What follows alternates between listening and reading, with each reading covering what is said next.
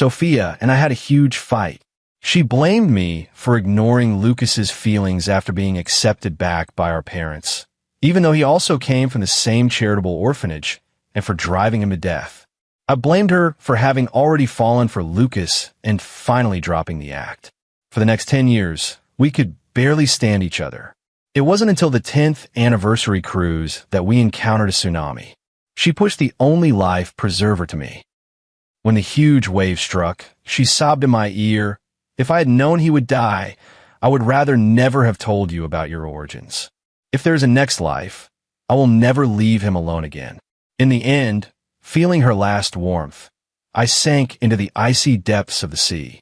When I opened my eyes again, I was back to the day she took me to meet our relatives. But this time, she bypassed me and walked straight over to Lucas, taking his hand. "Lucas, you are the son the Carter family has been desperately searching for." Watching Sophia step past me and walk toward Lucas, taking his hand, time froze instantly. I could almost still feel the warmth of her hand when she grabbed mine as the tidal wave approached. Now, that warmth rested in another man's hand. I knew that Sophia had been reborn too. She came to make up for her regrets, and I became the regret itself. In my previous life, Sophia and I were together for 8 years, from the tender college campus days to going our separate ways for our respective futures. In the end, we happily walked down the aisle into marriage.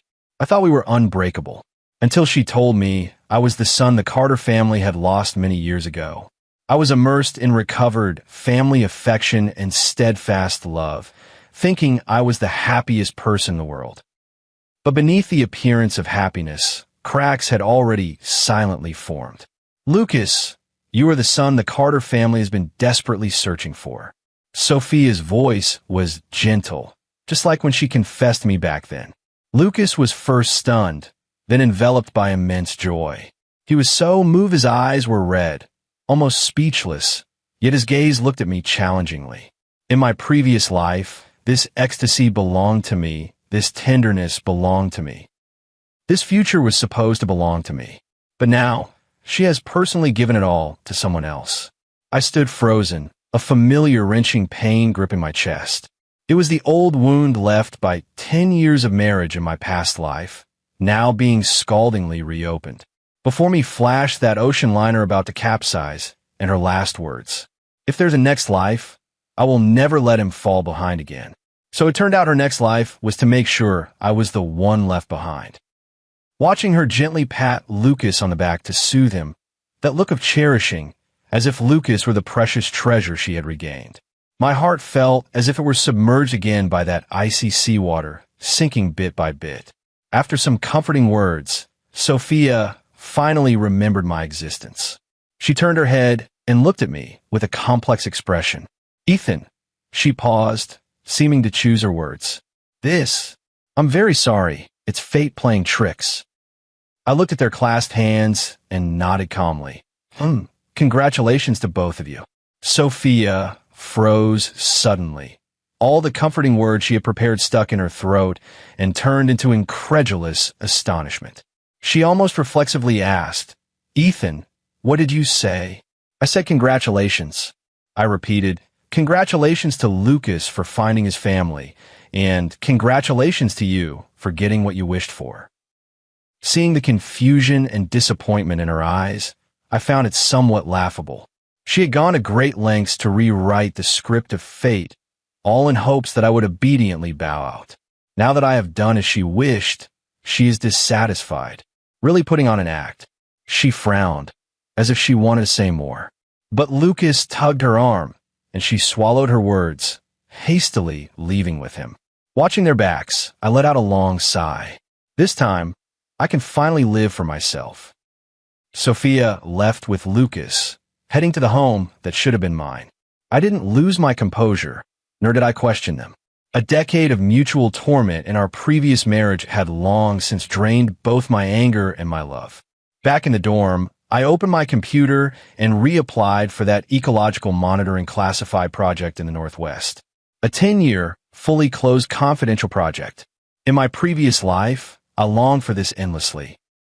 It was Sophia's words, "Ethan, Don't go. I can't be without you. That made me give up my dream and choose the secure future she had planned. She made me give up my boundless stars and seas, and in the end gave me a dead, frozen ocean. This time, no one can stop me. While preparing the application materials, I discovered that the requirements for this program were extremely stringent. Not only were there very high standards for professional competence, but several top experts in the field were also required to provide letters of recommendation. I was stunned. In my past life, Lucas wrote in his farewell letter sent on the day Sophia and I got married that the program he had applied for was this one. But with his qualifications and achievements at the time, he wouldn't have even passed the first round of screening. A lie thus came to light. It turned out that his so-called journey to the Northwest was just another scheme to win Sophia's sympathy. My heart was icy, but I didn't intend to probe further. Anyway, their world had nothing to do with me anymore. Before long, thanks to my excellent grades and my advisor's strong recommendation, I successfully secured admission to the program. The departure date was set for next month. 2 weeks later, a college classmates reunion. I hadn't planned to go, but the invitation was sent personally by advisor Emily Davis, so it would be inappropriate not to attend. The moment I pushed open the private room door, all the noise stopped abruptly. Sophia and Lucas sat at the head table, close and intimate, laughing as if no one else existed. He was wearing a luxurious bespoke suit, and on his wrist was the favorite designer watch of Mr. William Carter. He had become the celebrated gentleman of the Carter family, while I was still the unremarkable orphan Ethan. When he saw me, a trace of smugness flashed in Lucas's eyes. "Ethan, you're here. Come sit over here." He pointed to a spot beside him. Sophia looked at me for a long time, but said nothing. I smiled faintly, ignored Lucas's arrangement, and went to sit in a corner. Everyone's gazes swept back and forth between the three of us, full of curiosity. After all, in university, Sophia and I were universally seen as a perfect couple. Everyone thought we would end up together. The atmosphere turned a bit awkward, so class monitor Jacob Wilson stepped in to smooth things over. "Ah, great. Ethan's here now. We're all together. Come on. Everyone take a drink first." During the meal, Ryan raised his glass and asked Sophia, "Sophia, have you and our Ethan broken up? I've always rooted for you two as a couple." The private room fell silent instantly. Sophia froze with the wine glass in her hand, looking at me with a complex expression. I met her gaze, expressionless. She seemed hurt by my coldness. Her mouth opened slightly, but she ultimately looked away. She turned to Lucas beside her, as if having made up her mind, and spoke with deep feeling. Back then, I was young and foolish. Only now do I understand who I truly want to spend my life with. She drained the drink in her cup, then pressed a kiss to Lucas's cheek. The private room instantly erupted. Catcalls and whoops rose one after another. "Wow, that's so sweet. Today I saw it. It turns out Lucas and Sophia are more suited for each other." A flush rose on Lucas's face as the two gazed at each other with deep affection, as if the whole world contained only the two of them. I stood outside the crowd watching it all, and my heart was strangely calm. Only at one moment did my chest ache slightly. That's all. After Sophia finished going around toasting, she hesitated for a moment, then still walked toward me holding her glass. She stood in front of me, a faint scent of alcohol on her. Don't take what I said just now to heart. Her voice was a little dry. Lucas lacks a sense of security. I just wanted to reassure him. "Oh," I replied and said no more. "Is that all the reaction you're going to give?" Her voice rose a few degrees. "Ethan, don't you have anything to say?" I turned to look at her and asked seriously, "What reaction do you want me to have? Should I cry and demand to know why you treated me like this? Or rush up and slap each of you once, then wish the two of you, a trashy woman and a trashy man, eternal happiness?" Her face went deathly pale in an instant. I cut her off. "You have your choices, and I have the path I must take. Can't we just leave each other alone like this?" "Sophia." A desperate call interrupted our standoff. Lucas hurried over, grabbed Sophia's arm, and glared at me angrily. Sophia, we need to go. Okay. Sophia immediately stood up and, holding him, walked out. After sitting in the private room for a while longer, I felt a bit stifled, so I got up to go outside for some fresh air. Just as I reached the corner of the corridor, a suppressed sound of heavy breathing drifted over. My steps froze. Sophia and Lucas leaned against the wall, their silhouettes entwined in the dim light. Sophia, why did you go to talk to him just now? Lucas's voice trembled with tears. Can't you still forget about him? Fool, how could that be? Sophia stood on tiptoe and kissed the corner of Lucas's mouth. I have nothing to do with him anymore. I just wanted to make things clear with him, to tell him not to pester us again. Really? Of course it's true. Right now you're the only one in my heart. Sophia gave a light laugh, her tone tinged with a hint of flirtation. Don't believe me? Want me to prove it to you? What followed were quicker breaths and the sound of fabric rubbing. I stood in place, listening to the words of love that should have been mine being spoken by her to someone else. It felt as if a hand was slowly tearing open my chest, not violently, but with a long, lingering ache. I skirted around them and went to the men's restroom at the other end. When I came out, I ran straight into Lucas, who had just finished fixing his clothes. He folded his arms leisurely, blocking me at the door, looking down at me with lofty superiority. Ethan, I advise you to have some self-awareness. He sneered and said, don't keep dreaming about seducing Sophia. Look at what your status is now. I'm a Mr. of the Carter family. How could she possibly choose you? Back at school, she was just bored with studying and looking for a pastime. You don't really think she loves you, do you? Stop indulging in wishful thinking. I looked at him and suddenly found it a little amusing. Finished talking, I said lightly, if you're done, move aside. And by the way, let me tell you, I never intended to seize anything. I wouldn't bloody fight over someone unworthy. That's not something I, Ethan, deign to do. I paused, looked at his suddenly ashen face, and drove the final knife in. Besides, when I was with her, I never truly liked her. It was just a pastime. I stepped around him and walked straight out. Coming out of the bathroom, barely a few steps, my wrist was viciously grabbed from behind. He suddenly yanked me toward the adjacent emergency exit, my back slamming hard against the wall. I muffled a groan from the pain and looked up to meet Sophia's bloodshot eyes. She reeked strongly of alcohol and cigarette smoke. Her delicate features were distorted. Her hand, gripping mine, had white-knuckled joints from the force. Was what you just said true? Her voice trembled slightly. You said you never liked me. It was just for amusement? Ethan, are you really the kind of man who toys with people's feelings? So she heard everything. She could hear all right, only the latter part. But I didn't hear how Lucas was bullying me up ahead. If she were to see Lucas's true face, would she regret the choice she made after being reborn? I looked her straight in the eyes and said coldly, so what if it is? So what if it's not? Sophia, you have no right to ask me that question. We're no longer connected. Don't even think about it, she snarled. She stood on tiptoe, trying to kiss me, laden with arrogance. She hissed at my lips, Ethan, I get to decide the nature of our relationship. If I don't say it's over, it will never end. I struggled violently and broke free, a sting of bitterness welling up in my chest. I shoved her away hard and raised my hand to slap her. Sophia stood frozen, incredulous, covering her face as she looked at me. The anger in her eyes slowly faded, replaced by hurt and bewilderment. It was as if she herself couldn't understand why things had turned out this way. I ignored her, turned and left, only wanting to get away from this place of trouble as quickly as possible.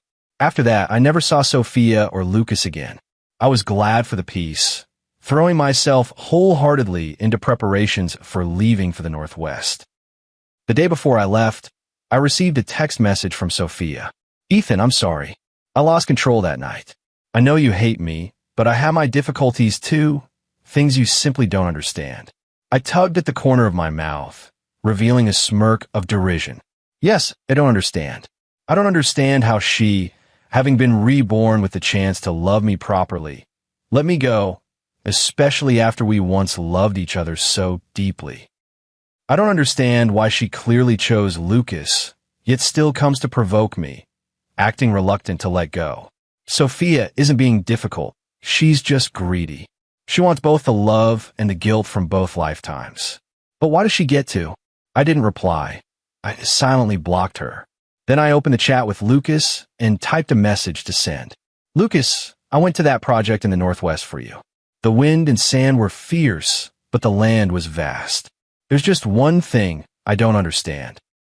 With your credentials, how did you get the application qualification in the first place? Was your cause of death really an accident? In this life, he naturally wouldn't understand what I was talking about. But that doesn't matter. I want this thorn to pierce his heart. This thorn may not act immediately, but it will quietly grow in some future moment.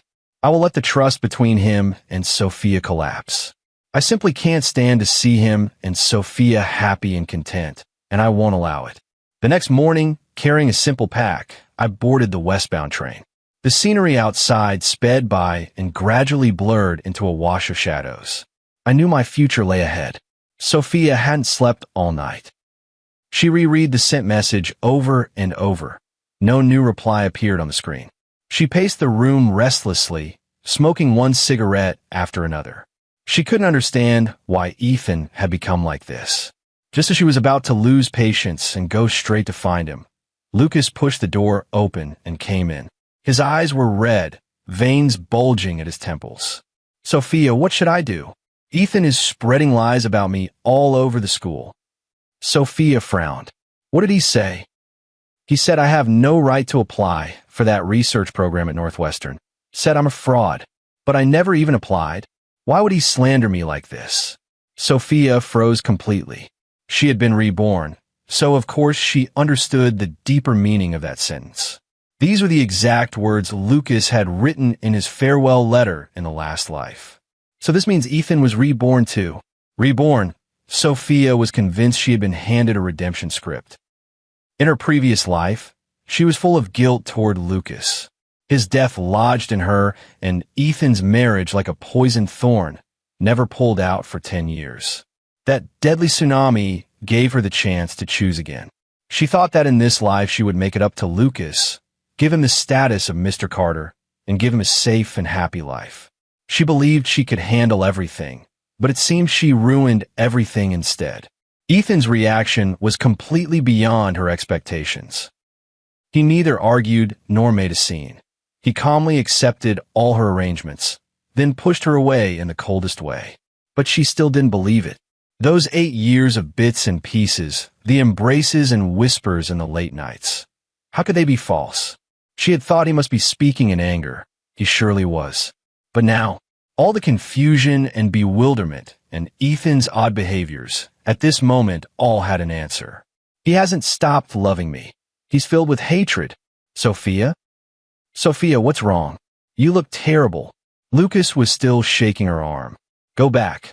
Sophia shoved Lucas away abruptly, her voice carrying a panic even she hadn't noticed. She didn't even have time to comfort Lucas. She dashed out of the house like a madwoman. She had so many questions for him. Why did he hide it from her? Why didn't he tell her he was back? However, when she arrived breathless at Ethan's dormitory, what she got was a cold reply from janitor Robert Lewis. Ethan? He checked out and left yesterday. Gone? Where did he go? Sophia's heart plummeted to the bottom of the valley. I don't know. Seems like he wanted to take part in some national confidential project. I heard it's for 10 years. 10 years. Sophia let go, staggered back 2 steps, and only managed to stay standing by leaning against the wall. He left. When she thought there was still time, he had already disappeared from her world in the most decisive way. After coming to the Northwest, I began 3 months of close training. High-intensity study and harsh physical training almost drained every ounce of my energy. But I never had the slightest bit of retreat. Whenever I was exhausted to my limit, I would think of my previous life. How? In that suffocating marriage, I gradually lost myself and became a resentful husband who even I came to hate. I don't want to live that kind of life again. On the day of the final assessment, I ranked first overall and officially became a member of this 10-year program. When I put on that special uniform bearing the national emblem and stood beneath the base's 5-star red flag, my eyes welled up. These were not tears of sorrow, but the joy of rebirth. Here, there was no Sophia, no Lucas, no tangled web of love and hate. Only comrades who share the same ideals and the great cause we strive for together. My mentor is one of the country's leading ecologists, and at over 60, he is still sprightly Professor Martin Carter.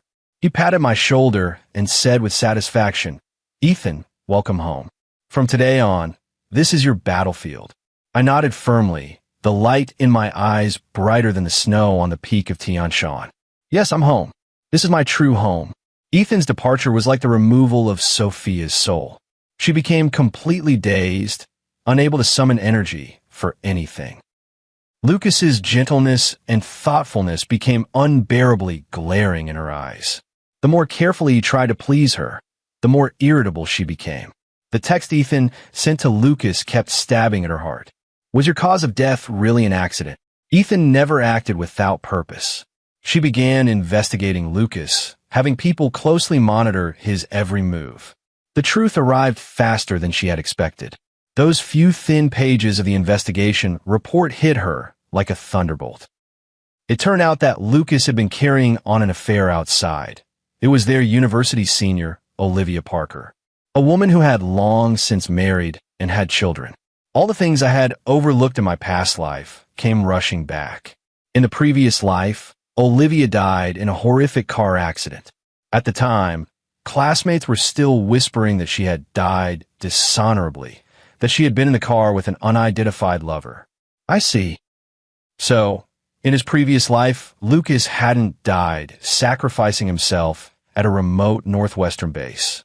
Instead, he died on the road while eloping with a married woman, becoming that scandal's man who didn't even get his name mentioned. Eloping lover. Those words were like a knife, tearing apart all the guilt and pity she had felt for Lucas in her previous life. Because of that man's lies, she argued with Ethan, causing him to be in a car accident that broke his leg, costing him his dream and a decade of a cold marriage. In the end, even after being reborn, she unhesitatingly abandoned Ethan once more. She was the biggest fool in the whole world. Ugh! A wave of intense nausea rose in her throat. Sophia rushed into the bathroom and vomited until she felt faint. When she returned to the living room, Lucas was carrying a bowl of freshly made chicken soup, smiling as he approached. "Sophia, is your stomach bothering you? Come, I stewed some chicken soup for you. It will make you feel better." Sophia looked at his face, which pretended to be innocent, and felt nothing but bitter irony. She slapped away the bowl he handed her. The porcelain bowl fell to the floor and shattered into pieces. Scalding chicken soup splashed onto Lucas's hand, and he howled in pain. "Sophia, what are you doing?" Sophia ignored his cry of pain, staring at him fixedly, her eyes filled with overwhelming hatred. "Get out." She closed her eyes, her voice full of endless fatigue and despair. "What? Get out of here. Get out of my world." Sophia opened her eyes. There was not a trace of warmth left in them. "You're not a son of the Carter family. You never were. I'll tell Mr. and Mrs. William Carter everything and let them deal with you, imposter." "No, Sophia, you can't do this to me." Lucas crawled over in terror, trying to cling to her leg. "What's wrong with you? Did that bastard Ethan say something to you again?" Mentioning Ethan, Sophia remembered the awful things he had done and grew even more disgusted with Lucas. She summoned Mr. and Mrs. William Carter and mercilessly exposed the truth that Lucas had been falsely claiming to be a member of the Carter family. The Carter family was furious and immediately drove Lucas out of the house. Stripped of the halo of being a Carter family gentleman, Lucas had nothing left. A few days later, Sophia heard that while he was wandering the streets, he had been dragged into an alley by a few thugs. When he was found again, he was already a cold corpse. His end was even more tragic than in his previous life. But there was no joy in Sophia's heart, only a desolate, lifeless wasteland. She had dealt with the chief culprit. But could the Ethan she had lost ever come back? The northwestern wind is dry and piercing, cutting the face like a knife. But I quite like this feeling. It keeps me constantly alert. In the blink of an eye, it has been 3 years since I arrived at the base. 3 years have passed, and I'm no longer the inexperienced student I once was. I followed my advisor's team and traversed every corner of this goby, monitoring data, analyzing soil, and cultivating drought-resistant plants. My skin has been bronzed into a healthy tan, and my hands have grown rough from years of toil. But my eyes are brighter than they have ever been. I became a competent, even excellent, research scientist. The papers I published caused quite a stir within the field. I found my true value here. As for Sophia and Lucas, they had long been pushed into a corner of my memory, covered in a thick layer of dust. To me, that chapter of the past was completely closed. That day, I had just finished the project presentation when Professor Martin Carter walked over to me with a smile. "Ethan, that was an excellent presentation. There are a few data models I'd like to discuss with you in more depth after the session." "Okay, Professor." I nodded with a smile. Just then, a commotion came from the base entrance. A guard hurried in and whispered a few words into the professor's ear. The professor frowned, glanced at me, and said with some awkwardness, "Ethan, someone outside specifically asked to see you. She says her name is Sophia." Sophia. This name I had buried in the deepest part of my memory, almost to the point of forgetting. How did she find this place? "Don't see her." I hardly hesitated, the 2 words coming out coldly. Professor nodded. "I understand. This is a confidential facility. Not just anyone can enter. I'll have the guard ask her to leave." I thought that was the end of it. Unexpectedly, Sophia set up camp outside the base and refused to leave. The desert wind and sand were intense, and the temperature difference between day and night was large. She relied on nothing but an off-road vehicle and a thin tent standing guard out there. The guard urged her several times, but she ignored him as if she hadn't heard. The matter quickly spread through the base. My colleagues' gazes toward me grew, tinged with curiosity. Professor found me again and sighed. "Ethan, that person has been outside for 3 days now. If this continues, their health will suffer. Why don't you go see her, make things clear, and get her to leave?" I was silent for a moment. Fine, it was time to put an end to it. Through the base's barbed wire, I saw Sophia. She had lost a lot of weight. The face that once brimmed with spirit was now marked by vicissitudes and exhaustion, and she looked utterly defeated. When she saw me come out, her dim eyes instantly brightened. She struggled to get up from the ground and rushed to the barbed wire fence. "Ethan, you finally agreed to see me." Her voice was very hoarse. I stood where I was and gave her a faint look. "What are you here for?" She opened her mouth. Words 1,001 stuck in her throat, and in the end they condensed into a single urgent question. "If you were reborn too, why didn't you tell me? Why did you leave without a word?" Her tone was full of grievance, as if I were the one who had done something wrong. Her logic made me laugh with anger. "Why should I tell you?" "Sophia, in what capacity do you have to question me about this?" She froze. "Yes, what status does she have?" "She chose Lucas with her own hands and abandoned me with her own hands. Now she is nothing to me." I was wrong, Ethan." She lowered her head, her voice filled with deep remorse. "I know I was wrong. Lucas is a liar. He deceived me. Before I came to find you, I already dealt with him and made him get what he deserved." She lifted her head, a trace of pleading in her eyes. "Can we start over? In this life without him, we'll definitely be happy, just like before. Before." I repeated the words softly, finding it unbearably ironic.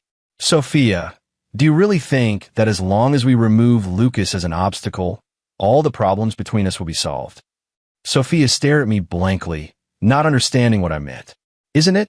It's all because of him."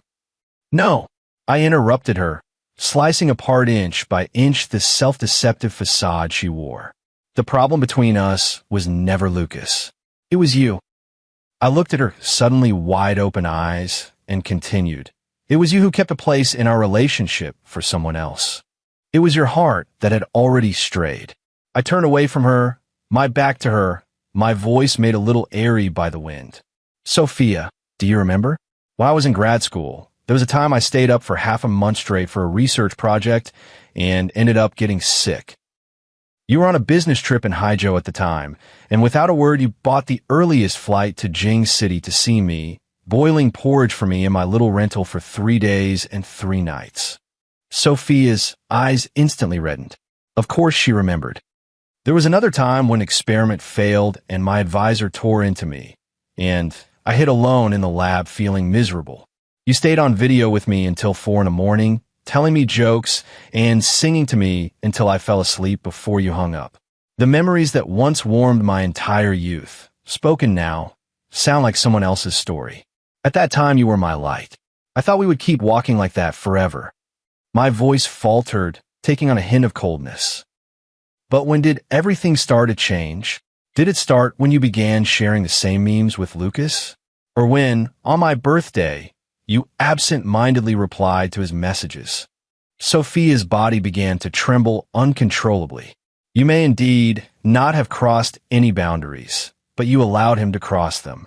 You didn't act, but you acquiesced to his closeness. All the principles and boundaries of our years-long relationship were quietly erased by you. You tell me you love me, yet your heart and attention wander to someone else. Sophia, tried to argue, but found any words felt pale and powerless, because everything I said was the truth. So, Sophia, stop saying those lofty-sounding things. My voice was soft, but every word struck at the heart. Maybe we've been together too long, and you grew tired. Maybe what you can't have always stirs you, and you wanted to try another life. Your rebirth merely gave you the opportunity to follow your heart. You chose him, not out of guilt, but because in that moment he was who you wanted to choose. My words completely stripped away all of Sophia's excuses and pretenses. She closed her eyes in pain, her body slowly sliding down along the barbed wire. No, it's not, she muttered, but she couldn't even convince herself. It should have ended between us the moment you fell for Lucas. I said calmly, it's just that in my previous life, I didn't have the courage to put a full stop on that relationship. So I chose to deceive myself. As long as you still treat me well, as long as you haven't said goodbye, I'll pretend nothing ever happened. Reborn into a new life, I cannot make the same mistake again. I turned away, not looking at her even once more. Ethan, don't go, she screamed, shaking the wire fence hard, producing a grating noise. Give me one more chance. I'm begging you. I really know I was wrong. I didn't look back. Behind her, her sobs and pleas were torn apart by the desert wind and finally scattered into the swirling sand. Back at the base, Professor Martin Carter and several colleagues were waiting at the entrance. Seeing my calm expression, Professor breathed a sigh of relief and handed me a cup of hot water. All resolved.